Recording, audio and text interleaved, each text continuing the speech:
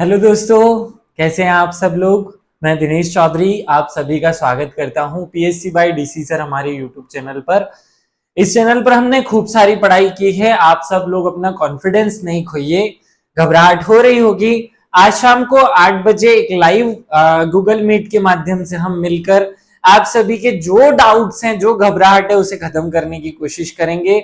देखेंगे कि कैसे इस एग्जाम को पार पाया जा सकता है। एक छोटा सा टॉपिक है एसडीजे रैंकिंग का। ये सब जगह अलग अलग मिल रही है, इसलिए मुझे इस पर एक छोटा सा वीडियो बनाना पड़ा। 10-15 मिनट का एक वीडियो होगा जिसमें मैं आपको असली वाली रैंकिंग याद कराने वाला हूं। चलिए शुरू करते हैं। वैसे 2-3 दिन पहले आज तक ऐसा कोई टॉपिक नहीं रहा जिस पर कोई स्टूडेंट मुझ पर प्रश्न चिन्ह खड़ा कर सके। ये एसडीजे एकमात्र ऐसा टॉपिक रहा जिसमें स्टूडेंट्स ने मुझ पर प्रश्न चिन्ह खड़ा किया कि सर आपने गलत पढ़ाया है, और उसका आधार भी ये रहा कि अलग अलग स्थानों पर अलग अलग कोचिंग संस्थाओं ने अलग पढ़ाया है, इसलिए आप गलत हो। देखिए बच्चों, ऐसा नहीं है कि मैं गलत हूं, मैं बिल्कुल गलत नहीं हूं। आज बड़े प्रामाणिकता के साथ ये बात कर सकता हूं। चलिए अब इन सब चीजों में नहीं पढ़ते हुए मैं सीधा याद करा देता हूं आपको। विद गारंटी के साथ बोल रहा हूं कि मैं जो पढ़ा रहा हूं वो सही है, कोई समस्या वाली बात नहीं। चलिए सबसे पहले भगवान श्री गणेश का नाम लेकर श्री गणेशाय नमः बोलते हुए और मेरे शिक्षक श्री सुरेश पटेल सर को याद करते हुए हम मूल टॉपिक पे आ जाते हैं। टॉपिक ये है कि जो सतत विकास लक्ष्य है इसका या एसडीजे जो रैंकिंग है, इसमें हमारी रैंक क्या है, इसमें हमारा स्थान कौन सा है, मध्य प्रदेश कौन से स्थान पर है। आप सबको पता है कि 17 लक्ष्य जो है वो बनाए गए, 169 उसके टारगेट्स रखे गए। देखो ये क्वेश्चन अभी अभी नेट एग्जाम में पूछ लिया है। 17 लक्ष्य, 169 टारगेट, 232 संकेतक और लगभग 1369 जो है वो इंडेक्स जारी कर चुका है आज तक एसडीजे का जो संयुक्त राष्ट्र संघ का यूनिट है वो। लेकिन ये बात काम की नहीं है, याद करने पर फोकस करते हैं। ये 17 लक्ष्य हैं और इन 17 लक्ष्यों के लिए अलग अलग रैंकिंग आपको मिल रही होगी। सबसे बड़ी जो दुविधा या समस्या की बात है कि एसडीजे का जो पहला लक्ष्य है, कोई गरीब नहीं, इसमें मैंने जो बच्चों को पढ़ाया हुआ है वो 18 है और आपको बड़े बड़े कुछ कोचिंग इंस्टीट्यूट के माध्यम से रैंकिंग जो है वो 18 मिल रही होगी। फिर ऐसे ही दूसरे में आपको मैंने 21 पढ़ाया है, आपको कहीं पे 15 मिल रहा होगा। और मैंने अभी यहां दोनों ही लिख रखा है और दोनों ही सही है, ना मेरा गलत है ना उन कोचिंग संस्थाओं का गलत है। हमें क्वेश्चन एग्जामिनर कैसे पूछेगा इस पर बात को समझना है। सबसे पहले तो हम एक अंडरस्टैंडिंग बिठा लें कि जो एसडीजे लक्ष्य है उसके एक्सडीजे के जो लक्ष्य हैं उसका जो तीसरा इंडेक्स है, जो कि अंतिम इंडेक्स 2021 में जारी किया गया, जिसके बाद अभी तक कोई इंडेक्स जारी नहीं किया गया, उसमें मध्य प्रदेश का स्थान कौन सा है। उसमें मध्य प्रदेश का स्थान मैंने 17 पढ़ाया हुआ है, कुछ कोचिंग इंस्टीट्यूट ने 11 पढ़ाया हुआ है, जबकि दोनों ही सही है। पहले इस कॉन्सेप्ट को समझ लो कि ये क्यों सही है और क्या सही है।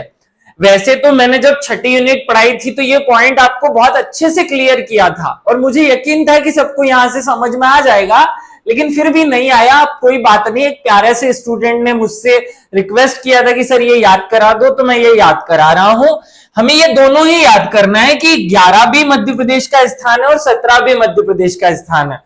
अब ऐसा क्यों है, उसके लिए मैं आपको पहले आपके दिमाग में ये सेटअप जमा दूं कि ऐसा क्यों है कि दो दो रैंकिंग मिल रही है। देखो, एसडीजे जो इंडिया इंडेक्स नीति आयोग ने जारी किया, उसने किसी भी राज्य को स्थान ही नहीं दिया, उसने तो केवल राज्यों को स्कोर दिया है। जैसे केरल को स्कोर दिया 75, हिमाचल को स्कोर दिया 74, तमिलनाडु को स्कोर दिया 74, ऐसे ही आंध्र प्रदेश को स्कोर दिया 72, गोवा को भी 72, कर्नाटक को भी 72। ऐसे जो नीति आयोग का असली इंडेक्स है उसमें राज्यों को कोई स्थान दिया ही नहीं गया है। तो अब क्या हुआ, अब अलग अलग कोचिंग इंस्टीट्यूट या अलग अलग संस्थाओं ने अपने अपने हिसाब से उनकी नंबरिंग दे दी। देखो, अगर मैं केरल को प्रथम स्थान दे दूं तो द्वितीय स्थान मुझे हिमाचल को देना है, लेकिन हिमाचल को क्योंकि 74 नंबर है और तमिलनाडु को भी 74 नंबर है, तो मुझे दूसरे स्थान पर दो राज्यों को रखना पड़ेगा। अगर मैं इस तरीके से रैंकिंग बनाना शुरू करूंगा तो इन चारों राज्यों को तीसरा स्थान देना पड़ेगा, सिक्किम को चौथा स्थान देना पड़ेगा, ऐसे ही महाराष्ट्र को पांचवा, और इसी क्रम में मुझे छठा इन दोनों राज्यों को देना पड़ेगा, सातवां मुझे यहां देना पड़ेगा, आठवां मुझे यहां, नौवां मुझे यहां देना पड़ेगा।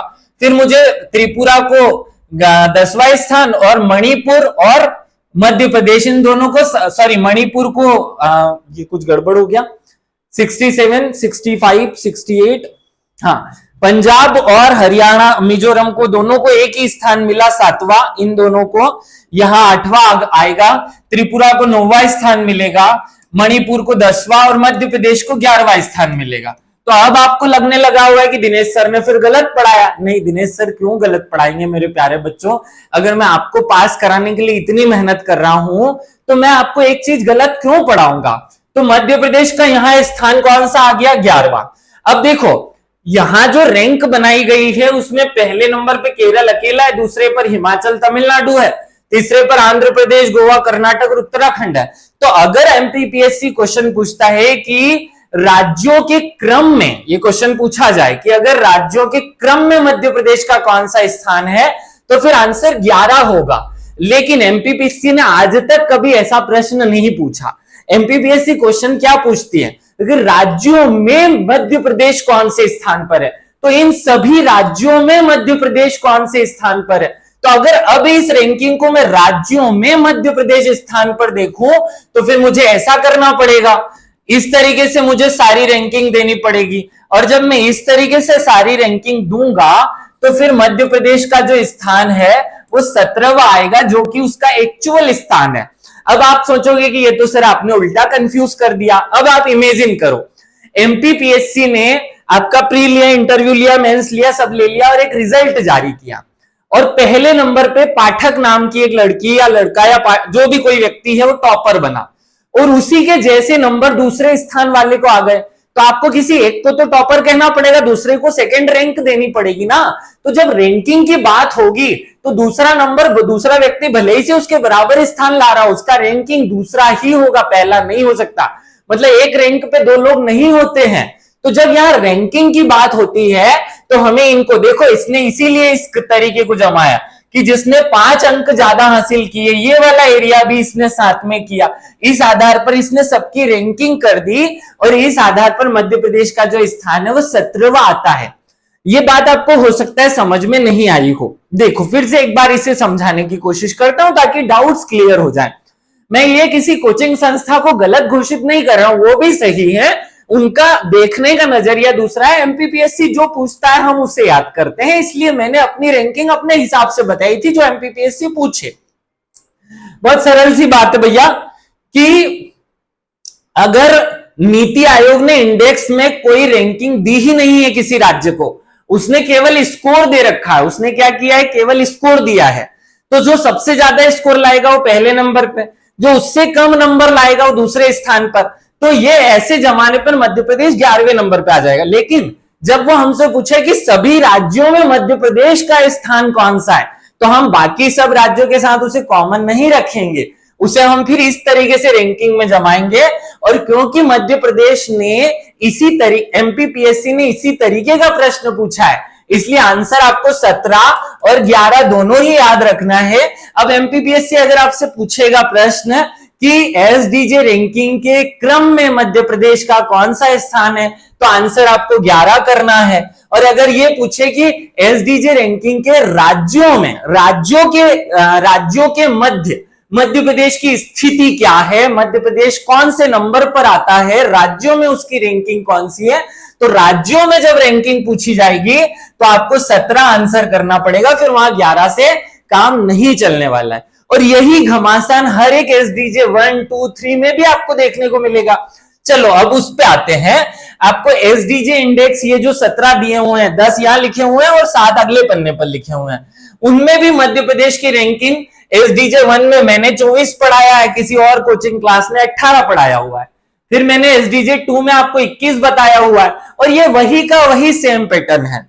जो पहले नंबर पे मध्य प्रदेश की रैंकिंग में गड़बड़ कर रहा है वही पैटर्न यहां फॉलो होगा मध्य प्रदेश की ये दोनों। और इसीलिए मैंने नोट्स बना करके छठी यूनिट का आपको पहुंचाया था, उसमें मैंने ये दोनों रैंकिंग लिख करके दी थी आपको। रैंकिंग 1 भी 24 भी लिखा हुआ है, ब्रैकेट में 18 भी लिखा हुआ है, फिर रैंकिंग 21 भी लिखा है, ब्रैकेट में 18 भी लिखा हुआ है। तो एमपीपीएससी जैसा प्रश्न पूछेगा आपको वैसा आंसर करना पड़ेगा।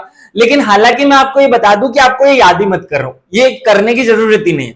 आपको एग्जामिनर जो क्वेश्चन पूछ रहा है वो यहां से पूछ रहा है कि मध्य प्रदेश एसडीजे 1 की प्रगति में आकांक्षी राज्य है, परफॉर्मर राज्य है, अचीवर राज्य है या कौन सा फ्रंट रनर राज्य, इस तरीके का प्रश्न पूछा जाएगा।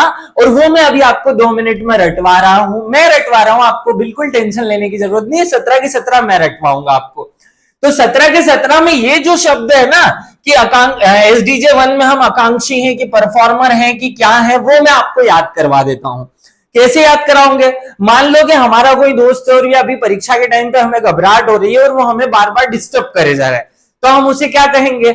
ज्यादा 3-5 मत कर, नहीं तो 8-10 चनकट मारूंगा। क्या बोलेंगे? ज्यादा 3-5 मत कर। क्या मत कर? ज्यादा 3-5 मत कर, नहीं तो 8-10 चप्पल मारूंगा या जूते मारूंगा। ये लाइन एक बार बोल करके देखो, खुद अपने आप में बोलो कि ज्यादा 3-5 मत कर, नहीं तो 8-10 थप्पड़ मारूंगा तुझे। ये 4 नंबर आपको याद हो जाएंगे। इन चारों नंबर्स में मध्य प्रदेश जो है वो परफॉर्मर राज्य है। क्या है? परफॉर्मर राज्य है। याद रह जाएगा ये। 3-5 मत कर, नहीं तो 8-10 थप्पड़ मारूंगा। इस एग्जाम के टाइम पे होशियारी नहीं, 3-5 मत कर, नहीं तो 8-10 थप्पड़ मारूंगा। अब क्या हुआ?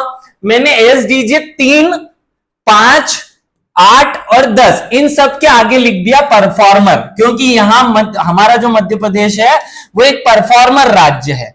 तो बस याद हो गया कि रैंकिंग नंबर 3 या एसडीजे 3 में, 5 में, 8 में और 10 में मध्य प्रदेश क्या है? परफॉर्मर राज्य है। खत्म कहानी। चलो अब एक और बात याद कर लो। आपने वो गाना सुना होगा 1 2 का 4, 4 2 का 1, माय नेम इज लखन। ये गाना सुना आप सब लोगों ने? तो सुना होगा। चलो तो 1 2 का 4, 1 2 का 4, 4 2 का 1 ऐसा बोलता है वो। My name is Lakhan, my name is DC, ऐसा बोल लो गाने में। 1 2 का 4 ये याद हुआ। फिर नो नो नो नो, ये गाना नहीं गाना, एग्जाम में मत गाना। नो नो नो नो तो तुम्हारी 13 बजा देगा एग्जामिनर, है ना। तो 1 2 4 9 और 13 ये 5 अंक याद करो। क्या ये अंक याद करने हैं? 1 2 4 9 और 13। इनमें मध्य प्रदेश जो है वो आकांक्षी राज्य है। क्या है वो? आकांक्षी राज्य है। याद हो गया होगा। 1 2 4 9 और 13, 1 2 4 9 और 13। फिर हमने याद कर लिया ज्यादा 3-5 मत कर, नहीं तो 8-10 धर दूंगा। तो इनमें हम परफॉर्मर राज्य हैं। तो मध्य प्रदेश की 3 ही प्रकार की तो रैंकिंग है, या तो आकांक्षी है, या परफॉर्मर है, या वो फ्रंट रनर है। तो अगर हमने ये 2 याद कर लिए तो जो बच्चा वहां सब जगह क्या लिख दो? Front runner. आप अपनी कॉपी में जो 14 नंबर का इंडेक्स है उसे और 17 नंबर के इंडेक्स को तो डिलीट कर देना, क्योंकि यहां तो भारत के किसी भी राज्य की रैंकिंग ही नहीं है, हमको तो शामिल ही नहीं किया मध्य प्रदेश को। तो ये 2 तो इंडेक्स हमें याद ही नहीं करने 15 है। उसमें से हमें जो परीक्षा एग्जामिनर पूछ रहा है वो सीधा यूं पूछेगा कि एसडीजे 1 कोई भूखा नहीं या कोई गरीब नहीं, सॉरी भूखा नहीं, कोई गरीब नहीं, इस इंडेक्स में मध्य प्रदेश है या मध्य प्रदेश का स्थान है। अब वो हमसे पूछेगा क्या कि परफॉर्मर है, आकांक्षी राज्य है, फ्रंट रनर है या अचीवर है। तो याद रखो अचीवर तो कोई भी राज्य किसी में भी नहीं है। 100 में से 100 नंबर किसी को भी नहीं मिले, अचीवर कोई नहीं बना। तो फिर 3 ही रैंकिंग बची और 3 में से अगर हमने 2 याद कर ली तो जो बचा कुचा है वो सब फ्रंट रनर को दे दो। तो देखो यहां से 1 2 3 4 5 6 7 8 9 10 अगर ऐसी गिनती लिखो तो 1 कट गया, 2 कट गया, 3 कटा, 4 कटा, 5। अब यहां 6 नहीं है तो 6 में हमारी रैंकिंग क्या रही होगी? 6 में हमारी रैंकिंग है फ्रंट रनर की। क्या है? फ्रंट रनर की। यहां 7 भी नहीं है तो 7 में भी हम क्या हो गए? Front runner. तो ऐसे आप जब एग्जामिनर एग्जाम में ये क्वेश्चन आ जाए तो आप पूरे 17 लक्ष्य लिखकर 14 और 17 को डिलीट कर देना और बाकी सारे की रैंकिंग में ये 2 कोड से, ये 2 जो अपन ने कोड बना लिए हैं, ज्यादा 3-5 मत कर, नहीं तो 8-10 धर दूंगा, ये याद कर लेना। और 1 2 का 4 9 और 13 ये लिख करके सारे आंसर्स कर लेना, आपको आसानी होगी।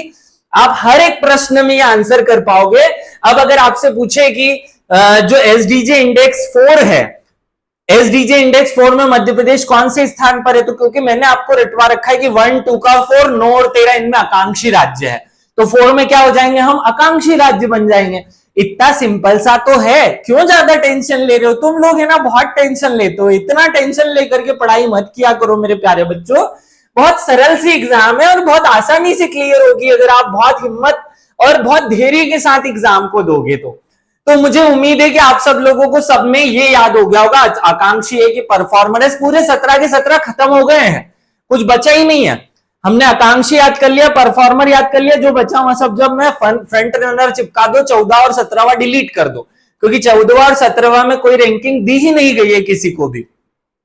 अब बात आती है कि आप पहले वाले एसडीजे में 24 नंबर पे हैं, तो कैसे याद करोगे। तो देखो, कोई गरीब नहीं, हमारे यहाँ जो गरीब हैं वो 24 घंटे काम करते हैं। गरीब जो है वो 24 घंटे काम करते हैं, फिर भी गरीब है।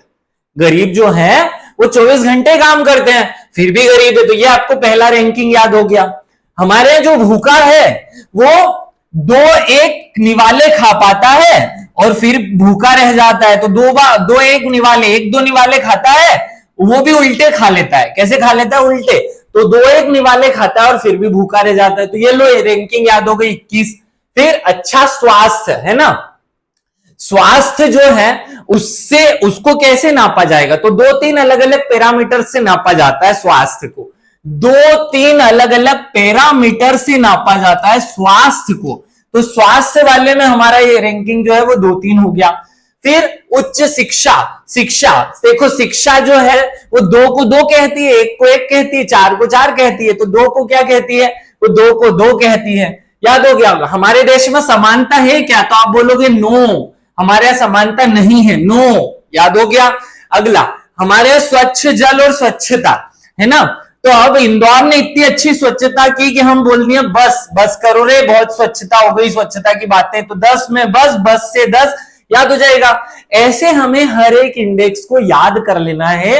वैसे भी मैं आपको अभी से बता देता हूं, बड़ी गारंटी और जिम्मेदारी के साथ बता रहा हूं भाई, कि एग्जामिनर जो है वो यहां से क्वेश्चन पूछता है, ना तो यहां से पूछता है और ना यहां से पूछता है। तो जिन लोगों को डाउट है कि दिनेश सर ने गलत पढ़ा दिया, एक स्टूडेंट ने तो परसों हद ही कर दी, उसने बहुत गलत गलत शब्दों का भी प्रयोग किया कि सर आप कैसे ऐसे गैर जिम्मेदारी से गलत चीजें पढ़ा सकते हैं। मेरे भाई, मैंने गलत नहीं पढ़ाया है, मेरा क्या फायदा आपको गलत पढ़ाने में, मैं क्यों ही आपको गलत पढ़ाऊंगा। ये जो मैंने पढ़ाया है वो रैंकिंग आप फिर से नोट कर लो, मैं याद भी करा रहा हूं और बड़ी गारंटी जिम्मेदारी के साथ कह रहा हूं कि आपसे जैसा प्रश्न पूछा जाएगा आप वैसा आंसर करना। अगर आपसे क्वेश्चन पूछा जाए एसडीजे 1 में राज्यों में मध्य प्रदेश का स्थान कौन सा है, तो 24वां स्थान है।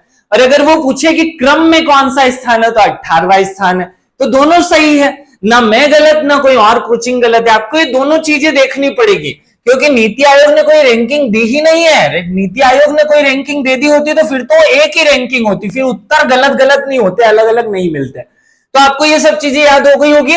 अगर आपको एसडीजे के 17 इंडेक्स याद नहीं है कि 14वें पे क्या है, 15वें पे क्या है, तो मैं अपना वो वाला जो छठी यूनिट में मैंने पढ़ाते टाइम जो वीडियो बनाया था वो फिर से एक बार रिवाइज कर लेना, वो भी याद हो जाएंगे आपको। आगे बढ़े हम, ये आपको उदाहरण मैंने बता दिया कि क्यों हमें इस तरीके से चीजें याद करनी है। और हम आगे बढ़ते हैं। देखो, राज्यों को जो स्कोर दिया जाता है उनकी स्थिति के आधार पर, अगर उसका राज्य का स्कोर 0 से 49 हो तो उसे आकांक्षी राज्य कहेंगे, 50 से 64 हो तो उसे परफॉर्मर राज्य कहेंगे, 65 से 99 हो तो उसे फ्रंट रनर राज्य कहेंगे, और 100 प्राप्त कर ले तो अचीवर राज्य होगा। तो अचीवर तो कोई राज्य है ही नहीं पूरे भारत में। तो आपको ये जो याद करना है, उसमें अगर हमने ये याद किया कि मध्य प्रदेश का पहला जो एसडीजे इंडेक्स है उसमें हम एसडीजे 1 में हम आकांक्षी राज्य हैं, तो आकांक्षी का अपने आप में मतलब है कि हमारा स्कोर 50 से कम होगा। इस तरीके से भी अगर प्रश्न पूछा जाए स्कोर, तो सबका स्कोर याद मत करो, याद रह जाएगा, आपको कर पाओगे आप आंसर। और 2-3 छोटी छोटी बातें समझ लो कि ये जो संस्करण था एसडीजे इंडेक्स का, तीसरा संस्करण है, मतलब तीसरी एसडीजे रिपोर्ट थी जो हमारे नीति आयोग ने 2020-21 रिपोर्ट के नाम से जारी की थी। अब इसमें हमें याद रखना है कि मध्य प्रदेश ने कुछ छोटे छोटे इंडेक्स ऐसे हैं जिनमें पॉजिटिव रिस्पांस दिया, 8 ऐसे इंडेक्स थे जिनमें हमने पॉजिटिव रिस्पॉन्स दिया और बाकी में हम नेगेटिव रहे हैं।